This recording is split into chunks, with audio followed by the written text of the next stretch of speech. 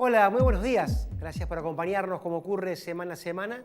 Soy Diego Pietrafesa y estamos adelantando las noticias en un programa hoy que tendrá como eje central ese tsunami que pareciera haberse desatado tras las elecciones de medio término y que ahora llega a la instancia del ámbito legislativo, no digo frenado, pero sí con algunos obstáculos que no estaban previstos seguramente en la hoja de ruta del gobierno. Las reformas laborales, las reformas tributarias y las reformas en el sistema previsional impactarán, sin duda alguna, en lo que es la vida cotidiana de todos nosotros. Y es por eso que queremos hablar de eso hoy con analistas que conocen del asunto y saben lo que hay en el detrás de escena de esta medida, seguramente con muchas aristas, pero claramente ambiciosa, que plantea el gobierno de Macri para los segundos 2 años de su mandato. Los invitamos a que no se vayan, a que se queden con nosotros, conozcan nuestros anunciantes, porque después luego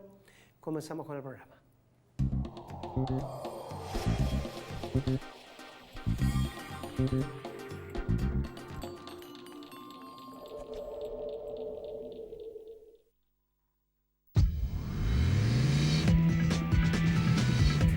Recibimos a nuestro invitado, Juan Luis Bour, economista jefe de Fiel. Juan Luis, gracias por venir esta mañana. No, gracias a ustedes. Es usted muy gentil. Y Walter Brown, un poco con un asunto central que resolver, pero que ha venido. Igual valoramos eso aquí al programa. Siempre primero, ¿eh? Siempre en el primer lugar. El periodismo. Por supuesto. Bien.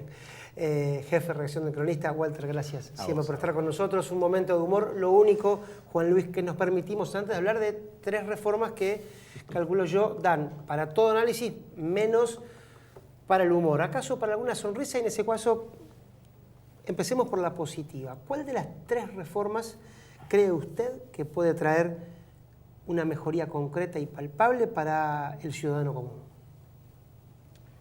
Yo creo que digamos, en el mediano y largo plazo las reformas están pensadas para darle mejoras a la población en general. Es decir, una reforma como la jubilatoria, o sea, de las pensiones, tiene la mala noticia de que a uno le van a ajustar la pensión un poquito menos, pero tiene la expectativa de que a la larga las pensiones se van a pagar.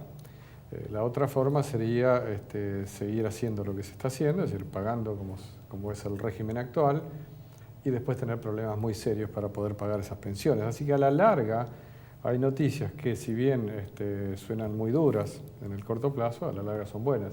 La reforma tributaria tiene algo de eso también. Son noticias que en el corto plazo nos dicen, hay algunos impuestos que van a subir, algunos ya no subieron porque hubo alguna gestión para que no suban, pero otros van a subir, y otros van a bajar para algunos, es decir, acá hay tratar de reequilibrar un poco las cosas para algunos. La buena noticia de la reforma tributaria en general para el consumidor y para las empresas también, es que impuestos malos como son ingresos brutos, impuestos de sellos, deberían tener menos peso, suponiendo que se avanza en los acuerdos fiscales, que los acuerdos finalmente se transforman en ley, etc. Y en cuanto a la reforma laboral, yo creo que es una reforma que, si bien no parece muy ambiciosa, porque uno, para hablar de reformas laborales y la compara con el resto del mundo, no parece muy ambiciosa, en la Argentina es una reforma ambiciosa, porque permitiría que muchas personas que están en negro empiecen a trabajar en blanco, y no me refiero al blanqueo, sino me refiero al hecho que se desgrava la contratación de personas de baja calificación, de ingresos bajos. Por supuesto, siempre hay alguna mala noticia, como que los que tienen ingresos más altos van a pagar un poquito más, pero bueno, las reformas tienen esas 2 componentes. Yo diría, todas las reformas están pensadas para que haya alguna mejora, y por supuesto hay algunos que pierden. Pierden, por ejemplo, margen de maniobra los gobiernos provinciales si tienen que dejar de hacer uso de ingresos brutos, que es un mecanismo muy fácil de obtener recursos. Pierden, políticamente, si es que pasa, a algún sindicato que defiende convenios colectivos que fueron establecidos en el año, usted sabe que hay convenios colectivos de los años 40 que los sindicatos no quieren modificar, o sea, que no se quieren directamente modificar. Y ahí no es que se pierda mucho de parte de los sindicatos, sino que hay una cuestión política, esencialmente. Pero digamos, en toda reforma hay quienes ganan y pierden. Mi impresión es que a la larga son reformas positivas. Walter. La reforma que por lo menos todavía no empezó a discutirse en el Congreso es la laboral, ¿no? Que es la que está un poco más demorada, que se va a tratar recién en el mes de diciembre. Te escuchaba recién hablar de la posibilidad del blanqueo de trabajadores que hoy están en gran parte en la economía en negro. ¿Qué pasa con la creación de nuevo empleo? ¿Esta reforma va a impulsar esa creación? ¿La vamos a ver en cuánto tiempo activa ya en la economía real? A ver, la creación de empleo depende primero, el dinamismo de la economía. O sea, esta economía es una economía que todo parece indicar que si las cosas van bien va a crecer al 3%. Digamos, acá no esperemos el 5 o el 6, esperemos un 3% por algún tiempo. Eso es bueno porque, digamos, es mejor que 1% o 2% que hemos tenido. O sea, eso va a dar algo de creación de empleo. Pero la pregunta es si esa creación es de empleo informal, porque lo que hemos tenido durante mucho tiempo es empleo de baja calidad. Y en realidad el problema que tiene Argentina no es tanto la creación de empleo, sino la creación de empleo de cierta calidad mínima que haga que los salarios sean aceptables, etc. Bueno, esa es una discusión que intenta dar la reforma laboral. La reforma laboral baja costos de contratación de empleo, digamos, de personas no calificadas, ayuda a cierta modificación de los contratos cuando es necesario, una empresa necesita modificar un contrato, no obliga a que una empresa que quiere modificar un contrato tenga que reinstalar a un trabajador que no quiere de ninguna forma que se lo cambien, simplemente le paga la indemnización, toda la indemnización, o sea, le paga todo, pero bueno, no tiene la obligación de hundirse junto con el trabajador. O sea, no quiero hacer otras imágenes, pero básicamente la idea es que acá, digamos, todos, de alguna forma, el país salga ganando. Y sale ganando si uno tiene empresas que crecen más y trabajadores que van a ganar más porque el empleo es de mejor calidad. Eso puede implicar que algunos trabajadores que hacen trabajos de menor calidad o, digamos, que no son suficientemente productivos van a tener que ser reasignados en esta economía, ¿no? A propósito de lo que contaba Walter, Juan Luis, yo también iba a ir por ese lado, porque los que tenemos más o menos más de 40 años, ya también pasamos por una reforma laboral, que fue la que hizo en los 90, y querés saber, yo tengo mis sensaciones, pero son eso, sensaciones, que dicen los datos duros sobre justamente la creación de empleo con esta reforma, si es que realmente hay, porque las sensaciones indican, para los que estamos en el mercado laboral, digamos, no somos grandes gerentes, que lo que vemos, por lo menos, ya sean nuestros compañeros o amigos, es que los salarios son cada vez más bajos y los empleos, aún los que están dentro de la franja que usted decía, de empleos con el mínimo estándar de calidad, son cada vez peores también. Sí, digamos, acá lo que hay que entender es que nuestros salarios son bajos, si uno los mira en términos internacionales, son altos. Lo lamento. Digamos, el problema es que nosotros tenemos un atraso cambiario, que es otra discusión de la economía. Es decir, uno tiene salarios en la Argentina que fácilmente llegan a los 1.000 o 1.500 dólares, pero empezando a hablar. ¿Okay? Digamos, de hecho, el salario promedio de la economía, el medido por el RIPTE, está en los 25.000 pesos. Estamos hablando de 1.500 dólares de remuneración bruta, que con costos laborales estamos en 1.900, 2.000 dólares. Lo que quiero decir es que en la Argentina rápidamente los salarios escalan a niveles interesantes de costos internacionales. El problema está en si uno con eso puede hacer algo, o si el salario es bajo o genera un estándar de vida bajo.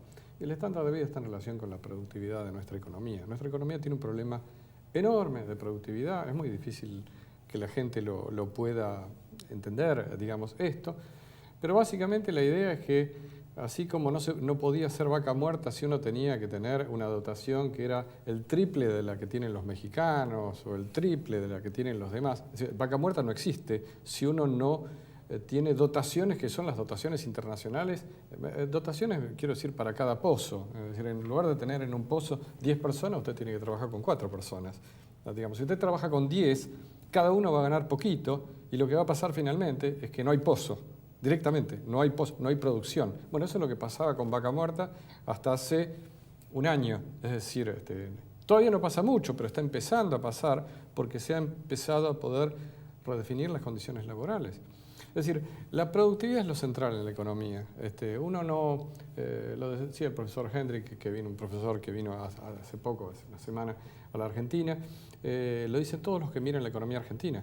Argentina era un país de ingresos altos en el pasado, claro, en el pasado estoy hablando hace 50 años, hoy no. ¿Y qué ha pasado? Hemos estado a contramano de la productividad internacional. Mientras los demás crecen en productividad industrial al 3-4% anual, nosotros hemos crecido a menos del 1%. Y si hablamos de productividad total de la economía, al 0%. Es decir, nosotros somos poco productivos, probablemente habrá algunos que son muy productivos, habrá gente muy productiva, habrá empresas muy productivas, empresas que fabrican productos especiales, el agro es muy productivo, pero hay una enorme área de nuestra economía, empecemos por el sector público, que tiene 4 millones de empleados, que son 2 millones más de lo que había hace 15 años. La pregunta es, ¿y dónde está el producto de ese doble de trabajadores? Entonces, hay un problema de productividad, hay un problema de salarios bajos en términos de lo que digamos, uno aspira y en términos de que esta economía nos pone unos costos enormes para vivir. Walter. Entre esos costos de la economía también está el costo del financiamiento. Me quedé pensando en la posibilidad esta de crecer al 3% de manera simultánea durante varios años, como propone el gobierno, con tasas como las que estamos viendo hoy aplicadas por el Banco Central, cómo eso perjudica al crecimiento, cómo perjudica el financiamiento de ese crecimiento. Sí, esa es toda la discusión que tiene en este momento el Banco Central y la profesión acerca de si efectivamente con la política de tasas de interés se va a lograr bajar la inflación, o si el problema de la inflación digamos, pasa por además otros carriles. Es decir, la idea en el fondo de tener una tasa de interés alta termina por bajar un poco la demanda, enfriar un poco la economía, y en ese contexto probablemente termina usted teniendo un poquito menos de inflación, pero si usted sigue emitiendo por otras razones, básicamente para financiar al fisco, que es un problema otra vez, uno vuelve siempre, en economía uno vuelve, es un ritornello, dicen en música, un tutti ritornello, porque usted vuelve siempre a un tema. Bueno, el tema que volvemos es el fisco, un fisco que gasta mucho, usted tiene un déficit fiscal arriba de 6 puntos del PBI este año todavía, digamos, y mientras tenga un enorme déficit va a tener que emitir, mientras tiene que emitir después tiene que esterilizar lo que emite, es decir, tiene tasas de interés muy altas para frenar algo que en realidad no sé si todo el mundo tiene claro. Nosotros en Argentina tenemos un exceso de consumo público. Digamos, no me refiero al consumo agregado, pero me refiero a una parte de ese consumo que es el consumo público. Y lo estamos financiando. Y estamos obligando al resto de la sociedad a apretarse para financiar eso. ¿Hay alternativas? Bueno, una vez que uno tiene exceso de consumo, exceso de gasto, no tiene mucha alternativa que ir bajándolo de a poquito, a lo mejor, no se puede bajar de golpe. Entonces la tasa de interés, que es lo que estamos viendo hoy como consecuencia de todo esto, es una tasa de interés alta que frena un poco la actividad, que nos va a llevar a que la tasa de crecimiento, a lo mejor en lugar de ser el 3,5%, sea más parecida al 3%. Con suerte uno frena un poquito, pero no lo frena demasiado, no pone un frenazo en la actividad económica. Y probablemente nos lleve más tiempo curar las heridas que lo que uno desearía, ¿no? Ahora, ¿qué se responde cuando desde la oposición se dice que todos los esfuerzos en realidad se hacen para este enigma para el gran público, son los LEVAX, que insisto, el gran público no entiende bien de qué se trata, pero sí escucha que toda la plata se va a pagar ahí a intereses fabulosos que benefician a unos pocos y que en realidad el esfuerzo ese del que se habla es para pagar ese dinero? Bueno, eso es parte de lo que hace cualquier banco central, de tratar de esterilizar. O sea, cuando tenemos un problema de gasto público tan grande que necesita endeudarse en dólares en cantidades tan exorbitantes como lo venimos haciendo, que en el pasado lo que se hacía era simplemente no se endeudaba, uno, digamos, directamente emitía alegremente. Ahora se emite contradeuda y esto se esteriliza y se hace ese paquete de LEVAX y uno termina pagando tasas de interés muy altas. tasas de interés, bueno, 29%, vamos a ponerlo así, en dólares son tasas arriba del 10% anual. Claro. Es decir, son tasas muy altas, digamos. Y la pregunta es, bueno, ¿tenemos otra alternativa? Bueno, la otra alternativa, ¿sabe cuál es? Para decírselo a la oposición también, ¿no? La otra alternativa es ir más rápido con el ajuste fiscal. ¿No le gusta a quien dice eso? Bueno, va a tener que proponer algo diferente, porque o usted va más rápido con el ajuste fiscal, y entonces reduce el gasto público, o tiene que seguir financiándolo y lamentablemente emitiendo esas letras que básicamente las compran los bancos, en fin, operadores, etc. Argentina no puede salirse de esto con una cena gratis, un free lunch. Acá no hay cena gratis, acá todos tenemos que pagar la cena. Y pagar la cena significa que, digamos, o hacemos más rápido el corte del gasto público, que es lo que nos está comiendo, no sé si queda claro, pero es lo que, si uno tiene 6, 7, 8% de déficit fiscal, y bueno, algún día eso hay que pagarlo. O, si no lo hacemos, tenemos que aguantarnos esta situación donde durante algunos años Argentina va a crecer menos de lo que debería estar creciendo, todos vamos a gastar, vamos a poder gastar menos, vamos a estar más apretados, vamos a estar con los dientes más apretados, vamos a estar un poquitito menos felices. Pero eso es parte de un proceso en el cual uno tiene que tomar unas decisiones, ¿no? O hace las cosas más rápidas por este lado o por este otro lado. O vamos más rápido por el gasto público. Si no lo hacemos, bueno, si no vamos por el gasto público, tenemos que aguantar tasas de interés muy altas. Juan Luis, gracias. Por esta mañana. Walter, no te vayas. Ustedes tampoco, porque después de la pausa continuamos con el programa.